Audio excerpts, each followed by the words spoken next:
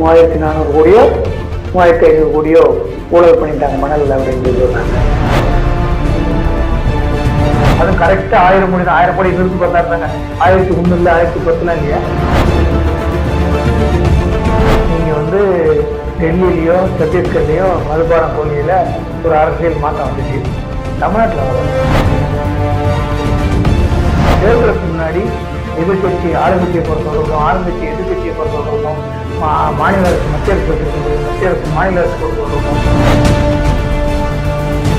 சத்தீஸ்கர்ல பண்ற மாதிரியும் டெல்லியில பண்ற மாதிரி இங்க பண்ணிட்டீங்களா? அவங்க பண்ணாங்க. அத்தனை ஊடகமும் சொல்லிச்சு. ஓட்டு போட்ட மக்களை தான் யோசித்தாங்க.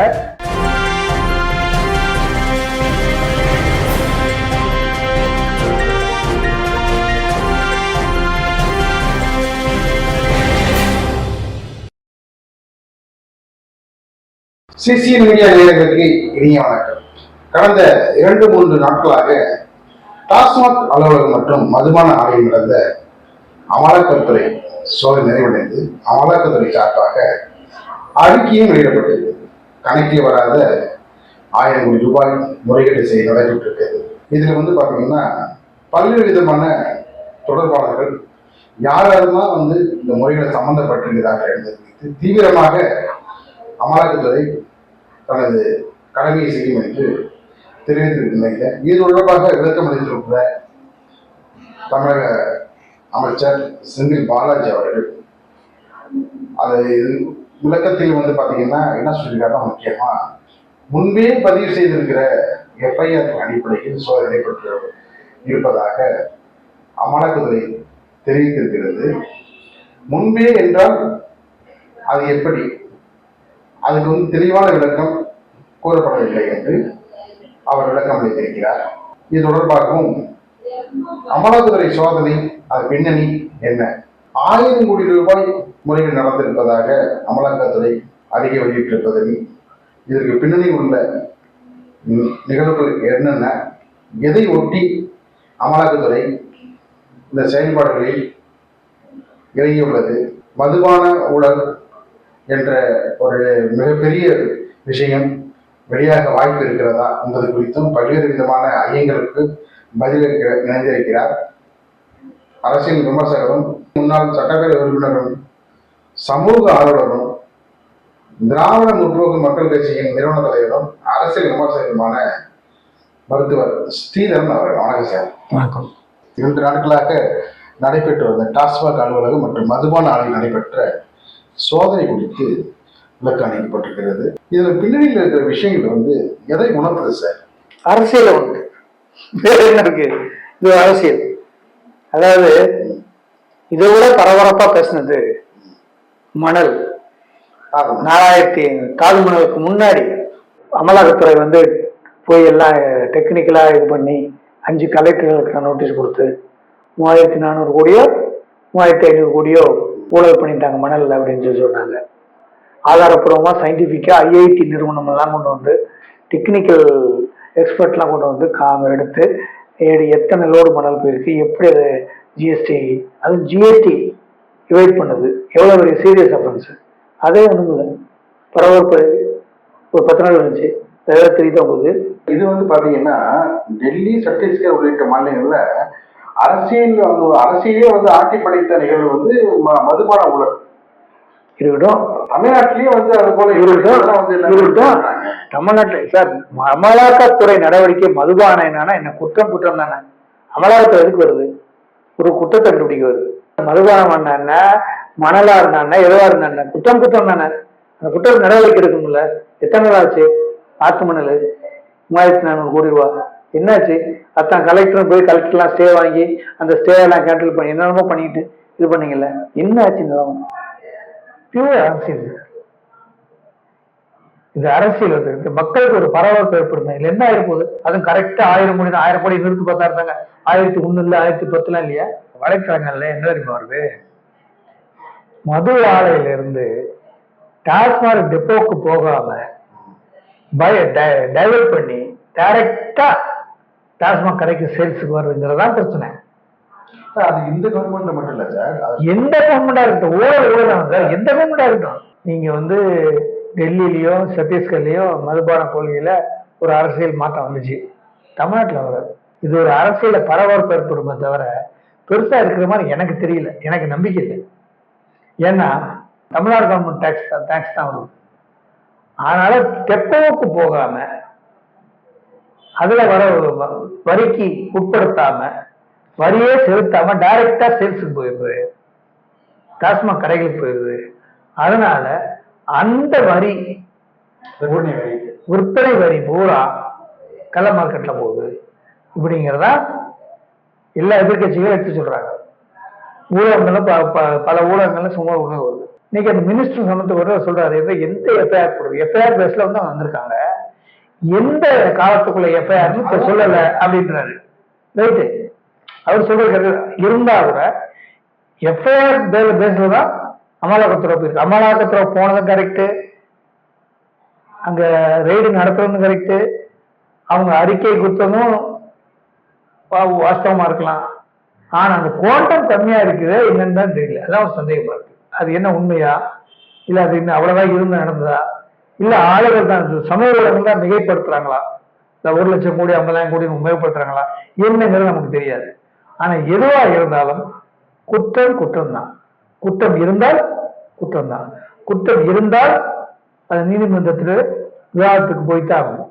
அங்க போய் அது வர்றதுக்கு எவ்வளவு நாள் ஆகும்? அதுக்குள்ள 2026 எலெக்ஷன் முடிஞ்சு போயிடும். அதிமுக ஆட்சியில் இருக்கும்போது எடப்பாடி பழனிசாமி ஆட்சியில் இருக்கு 8 வழி சாலை அமைக்கிறோம்னு தெரிஞ்சோடனே தமிழ்நாட்டிற்கு எல்லா எதிர்கட்சிக்காரர்களும், எல்லா பத்திரிகைக்காரர்களும், எல்லா பத்திரிகை சொத்தாரர்களும் பயங்கரமான ஊழல், பயங்கரமான ஊழல்னு பேசாத ஊடகம் இல்லை, பேசாத பத்திரிகை இல்லை. ஆனா இந்த மாதிரி 3 நாளா ஒரு டாஸ்மாக் தலைமை அலுவலகத்திலே வந்து ரெய்டு நடக்கிறாங்க. அமலாக்கத்துறை அறிக்கை கொடுத்துருக்கு, 1000 கோடி ரூபாய்க்கு மிஸ்அப்ரோப்ரியேஷன் நடந்திருக்குது, கணக்கு வராம எது செஞ்சிருக்கு. இப்படி இருக்கும்போது ஒரு ஊடகம் யாராவது பேசுறாங்க சார்? பத்திரிகையாளர்கள் நாட்டு நடப்புல நாட்டை பத்திரிகை சார், நீங்க தான் இதெல்லாம் சொல்லணும். நீங்க தான் விசில் ப்ளோயர். நான் பேச 4 நாட்களுக்கு முன்போடு நம்ம நண்பர் ஒருத்தர் வந்து ஒரு மெயின் ஸ்ட்ரீம்ல பண்ணாரு. இல்ல அன்புன்னு இங்க தானே பண்றாங்க. பத்திரிகையாளர்கள் சொல்லணும்ல, அவங்க வேலையா தானே, விசில் ப்ளோயர்ஸ் தானே.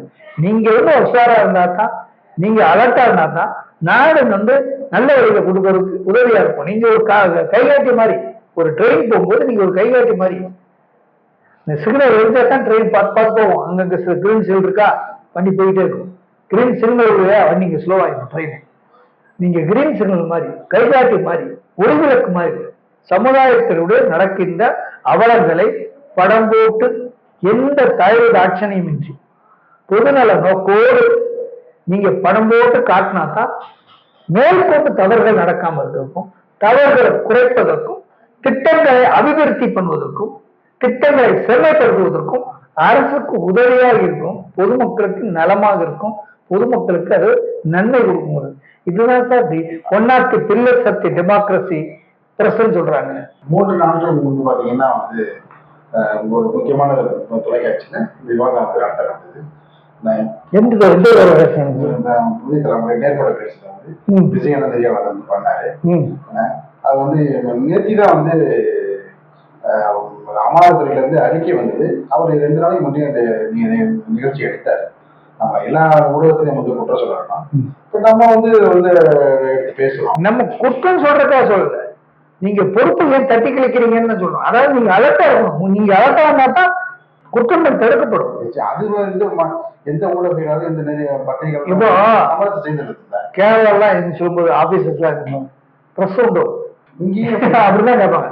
பத்திரிகையாளர்கள் இருக்காங்களா? அவ்வளவு பயம் இருக்கும் பத்திரிகையாளர்களுக்கு. ஏன்னா அவங்க தான் வெளியே சொல்லணும், மீடியாவே வெளிச்சத்துக்கு கொண்டு வரணும். அதுதான் விசில் ப்ளோயர் நம்ம சொல்றோம். ஆனா ஒண்ணுமே இது பெருசா பெருவாரியான அதுல அமலாக்கத்துறை வந்து நடவடிக்கை இருக்குது, நடவடிக்கை போகுது, ஆய்வு நடத்துறது, சோதனை நடத்துது, ரெய்டுக்கு போகுது, குற்றங்களை கண்டுபிடிக்கிறது, எல்லாம் காரியம் தான். அது 1000 15 சார்.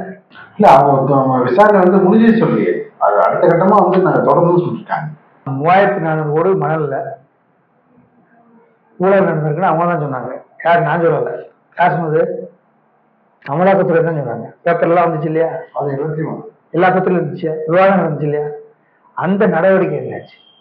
நடவடிக்கை என்னாச்சு? இப்படி உங்களுக்கு ஒரு ஸ்பெஷல் கோர்ட்டை போட்டு ஒரு இதா போட்டு அது சரசுப்பு நடக்கிறது. இன்னது உண்மை காணுமே சார், உண்மை காணுமே. அதனாலதான் சொல்றேன், இதில் அரசியல் இருக்கிறதோ என்று ஒதுக்கி தள்ளவிட முடியாது. ஒதுக்கி தள்ளவிட முடியாது. எலெக்ஷன் டைம் இப்ப நீங்க ரைடு பண்ணி 1000 கோடி ஊழல் இருக்கு, நான் என்ன பண்ணணும்? சத்தீஸ்கர்ல பண்ற மாதிரியும் டெல்லியில பண்ண மாதிரி இங்க பண்ணிருக்கீங்களா?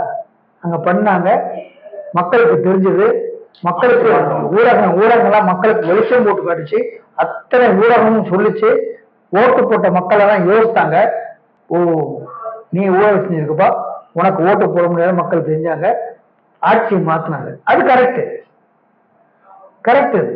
அப்ப கூட கெஜ்ரிவால் சொன்னாரு, இது பழிவாங்க நடக்க, இது அரசியல் பழிவாங்க அப்படின்னு தான் சொன்னாரு. ஆனா மக்கள் என்ன திரும்பி சொன்னா, வேண்டாம் வேண்டாம், எங்களுக்கு எல்லாம் தெரியும், நீ வீட்டுக்கு போ அப்படின்னு சொன்னாங்கல்ல. ஆமா, அது ஏற்றுக்கொள்ள விஷயம் தான்.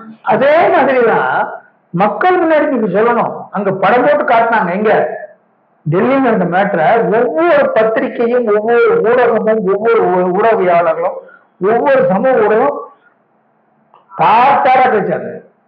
மக்களுக்கு எல்லாருக்கும் போய் சேர்ந்துச்சு. இங்க அப்படி செய்தா? இங்க நடக்கலையா சார்? ஒன்னு நெத்தப்பது தெரியும் சொல்லி எல்லாருக்கும் என்னப்பா ஆக போகுது, யார் வேணாங்கிறாங்க. அப்படி ரைட் நடக்குதா? ஒண்ணு ஆக போறது. அப்ப இந்த நம்பிக்கை, ஒரு பயம் இருந்தா தான் தப்பு செய்யறதுக்கு பயம் இருந்தா தான் மேற்கொண்டு தப்பு செய்ய முடியாம இருக்கும். அதாவது மேலாதித்தனமா இருந்தா, பயம் இல்லாம இருந்தா மேலும் மேலும் தவறுகளுக்கு நடக்கத்தான் செய்யும். நம்ம அனுபவிக்கப்பட வேண்டியவர்கள் பொதுமக்கள் தான். அதனால நம்ம பொதுமக்களுடைய நலன் சார்ந்து நம்ம ஏதாவது ஒரு விவாதம் பேசணும்னா பொதுமக்களுக்கு நல்லா இருக்கும். அதுதான் செந்தில் பாலாஜி என்ன சொல்றாருன்னா வச்சுக்கோங்க, இது தொடர்பா அமலாக்கத்துறையுடைய சோதனை தொடர்பாக, டாஸ்மாக் விவகாரம் தொடர்பாக சட்டப்படி எதிர்கொள்றதுக்கு நாங்க அரசு தயாரா இருக்கு. ஆமா அப்படின்னு அவர் சொல்றாரு. சரிட்டோம், அப்படித்தான் சொல்றாங்க. இப்ப உங்க மேல ஒரு கேஸ் போடுறேன்னா நீங்க சட்டப்படி சந்திச்சுதான் ஆகணும். அது அவர் சொல்றாரு. அப்படித்தான் சொல்றாரு.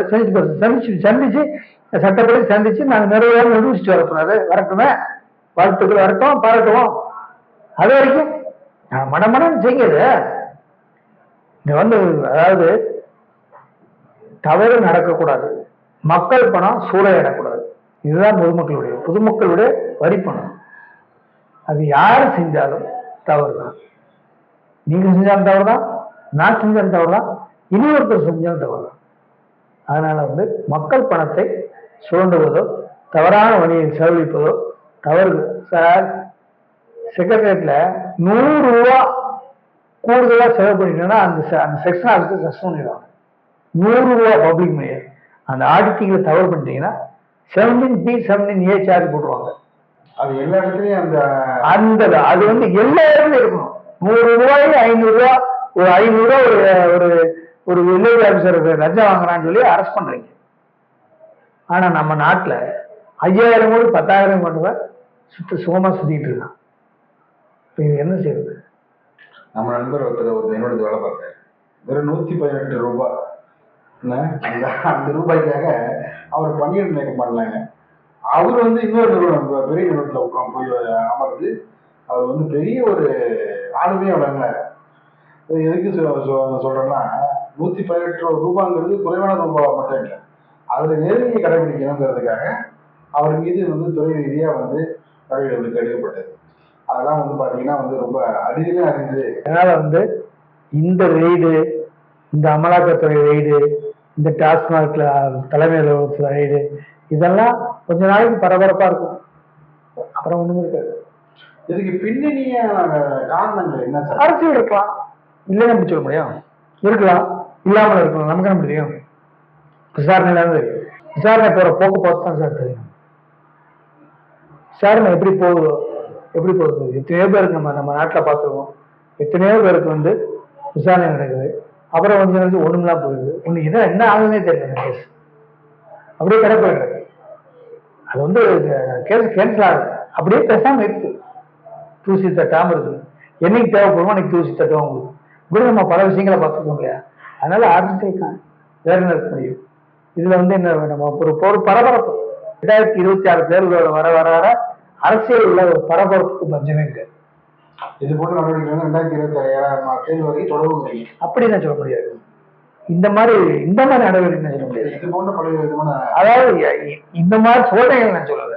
தேர்தல் வரும்போதும் தேர்தலுக்கு முன்னாடி எதிர்கட்சி ஆளுங்கட்சியை குறை சொல்றதும், ஆளுங்கட்சி எதிர்கட்சியை குறை சொல்றதும், மாநில அரசு மத்திய அரசு குறை சொல்றதும், மத்திய அரசு மாநில அரசு குறை சொல்றதும், இந்த அரசியல் கட்சி அந்த அரசியல் கட்சி அதை குறை சொல்றதும் நம்ம பார்த்துக்கிட்டு இருக்க முடியாது. நம்ம ஒவ்வொரு தேர்தலையும் பார்த்துட்டு இருக்க முடியாது. ஸோ இதையும் தாண்டி யாராவது இதுல பெஸ்ட் அப்படின்னு ஒரே போட்டியில் கூடிய மட்டைகள் தான். ஆனா இதுல யார் பெஸ்ட் அப்படின்னு சலிச்சு ஒருத்தர் தேர்ந்தெடுக்கிறதா தேர்தல் நாள். அதை யாரோ ஒருத்தர் தேர்ந்தெடுப்பாங்க அப்படிங்கிறத நம்ம பார்த்துட்டு இருக்கோம். அதனால என்னுடைய பார்வையில குற்றங்கள் வந்து இருக்கத்தான் செய்யும். அதுக்கு தான் போலீஸ் ஸ்டேஷன் அதுதான் வச்சிருக்கோம். இருக்கு, நீதிமன்றம் இருக்கு, போலீஸ் ஸ்டேஷன் இருக்கு, அது இருக்குது, அரசாங்கம் இருக்கு, எல்லாம் இருக்கு. குற்றங்களும் இருக்கத்தான் செய்யும். கடவுளுக்கே ஒரு சைத்தான் இருக்க மாதிரி குற்றங்கள் இருக்கத்தான் செய்யும். அது எப்படி குறைக்கிறது, அதை தடுப்பதற்கு என்ன வழி? இந்த மாதிரி குற்றம் நடந்ததுன்னு உலகத்துக்கு சொல்றது பத்திரிகை, அது எப்படி? இதெல்லாம் செஞ்சாதான் அதை குறைக்கிறதுக்கான முகாந்திரம் இருக்கும், குறைக்கிறதுக்கான வழிமுறைகள் இருக்கும், அது குறையும். ஆனா நம்ம வந்து கண்டுக்காம விட்டு நமக்கு ஒரு பொறுப்புல அப்படின்னு போக போக போக போக போக இந்த மாதிரி வந்துட்டு தான் இருக்கும். இப்ப இதை வந்து அரசியலும் பாக்குறதா வேணும்னு பாக்குறது. முன்னோர்கள்லாம் வெளிப்போட எண்ணி மொழி காட்ட வேண்டும். அதாவது வந்து நம்ம வந்து கண்ணுக்கு நிகரா நம்ம ஒரு மொழியை பார்க்கணும், பாதுகாக்கணும், அதை எண்ணி போட்டு தள்ள வேண்டும், உயிருக்கு உயிரை நினைக்கணும் அப்படின்னு சொன்னாங்க. இன்னொரு இதுலையும் பார்த்தீங்கன்னா இதே சங்க இலக்கியத்திலிருந்து திருவள்ளுவரே என்ன சொல்லியிருக்காங்கன்னா, கல்லுணாமை கூடாது, கல்லுணாமை கூடவே கூடாது என்ன, அது வந்து ரொம்ப வந்து மிக கொடியது அப்படின்னு சொல்லியிருக்காரு. அப்படிதான் வந்து நம்முடைய வாழ்க்கையிலே இருந்தது. இன்னைக்கு பாத்தீங்கன்னா ரெண்டு விஷயமும் வந்து கொஞ்சம் கொஞ்சமா வந்து குறையுதோ என்ற ஐயம் வந்து எல்லாருக்குமே இருக்கு. இப்போ நீங்க சொல்ற கரெக்ட் தான், உங்க பேச்சுப்படியே நான் வரேன். இப்போ 3 நாளா அமலாக்கத்துறையை வந்து செய்தி நடத்தி இப்போ டாஸ்மாக்லேயோ டாஸ்மாக் தலைமையில் நடத்தது 1000 கோடி ரூபா தவறு நடந்திருக்குது, கணக்கில் வராத நிலையை நாங்கள் கண்டுபிடிச்சிருக்கோம் அப்படின்னு சொல்றான்னு வச்சுக்கோங்க. நீங்க மொழிக்கோ இருமொழிக்கோ தொகுதி மரவரைக்கோ இவ்வளவு எதிர்ப்பு தெரிவிக்கிற அரசாங்கம், இந்த அரசாங்கம் என்ன செய்யணும்? இங்க தலைமை அலுவலகத்துல வந்து ஆய்வு செஞ்சது தப்பு, நாங்க நேர்மையா இருக்கிறோம். எப்படி தொகுதி மரவரைக்கு எதிர்ப்பு தெரிவிச்சிங்களோ, மும்மொழின்னு சொல்லிட்டு அதை ஹிந்தி திணிக்கிறாங்கன்னு சொல்லி எதிர்ப்பு தெரிவிச்சிங்களோ, அதே மாதிரி இதுக்கு எதிர்ப்பு தெரிவிச்சுக்கணும்ல அரசாங்கம். ஆட்சியாளர் எதிர்ப்பு தெரிவிக்கணும்ல, யாருமே பேச மாட்டேங்கிறாங்களே. அரசியல் கால் பிடிச்சனால அப்படி இது நடக்குது, இது மக்கள் வந்து மக்களாட்சி தத்துவம் நல்லது இல்லை, இது வந்து நாங்க தவறு செய்யல அப்படின்னு சொல்ல மக்கள் சொல்ல முடியுதானே? மக்கள் சொல்ல முடியல. நீங்க நான் என்ன கேட்கிறேன், இப்ப நான் என்ன கேட்கிறேன், நீங்க மௌனம் காப்பது இதற்காக. அமலாக்கத்துறைக்கு அறிக்கை வந்து தவறு, நாங்க எந்த தவறும் செய்யல, அப்படி செஞ்சதுனால எந்த ஆட்சியில் இது இல்ல, இந்த 3 வருஷம் 4 வருஷமா எங்க ஆட்சியில் இது கிடையாது அப்படின்னு சொல்லணும்ல, மக்களுக்கு இது விளக்கணும்ல. முதலமைச்சருக்கு ஏகப்பட்ட பொறுப்பு, மக்களுக்கு நம்பிக்கை ஊட்டுறதும் முதலமைச்சர் தான், சம்பந்தப்பட்ட துறை அமைச்சர் கிடையாது. முதலமைச்சர் தான் இந்த நாட்டு மக்களுக்கு சொல்லணும். ஏன்னா கஸ்டடியா தமிழ்நாடு யாரு? நமக்கு முதலமைச்சர் தான் நம்முடைய பாதுகாவலர், அவர் தான் மக்களுக்கு சொல்லணும். சொல்லியிருக்காரு செந்தில் பாலாஜி. இதுக்கப்புறம் வந்து விளக்கம் வந்து பார்ப்போம். சோசியல் மீடியாவை பகிருங்கள், விரும்புங்கள், கருத்துக்களை பரிமாறிக்கொள்ளுங்கள். சமூக நலத்தோடு தான் இந்த நிகழ்ச்சியை நாங்கள் அதாவது யாரையும் பொது நலம் கருதி மக்கள் நல்லா இருக்க வேண்டும், மக்கள் வரி பணம் வீண் போகக்கூடாது, அதில் ஏதாவது அசம்பாவிதமோ தவறுகளோ சட்டத்துக்கு புறம்பான செயலில் ஈடுபட்டால் அவர்களை சட்டத்தில் நிறுத்த வேண்டும் என்பதுதான் நியதி, அதுதான் சட்டம். ஏனென்றால் சட்டத்திற்கு முன்னால் நானும் நீங்களும் எல்லோரும் சமம் என்ற ரீதியில் பொதுநலத்தோடு இந்த பதிவை செஞ்சிருக்கிறோம். இது உங்களுக்கு பிடிச்சிருந்தா லைக் பண்ணுங்க, ஷேர் பண்ணுங்க, சப்ஸ்கிரைப் பண்ணுங்க. நன்றி, வணக்கம். நிகழ்ச்சியை தொடர்ந்து பாருங்க, தொடர்ந்து ஆதரவு தெரிவிங்க. இதயங்களிலிருந்து இனிய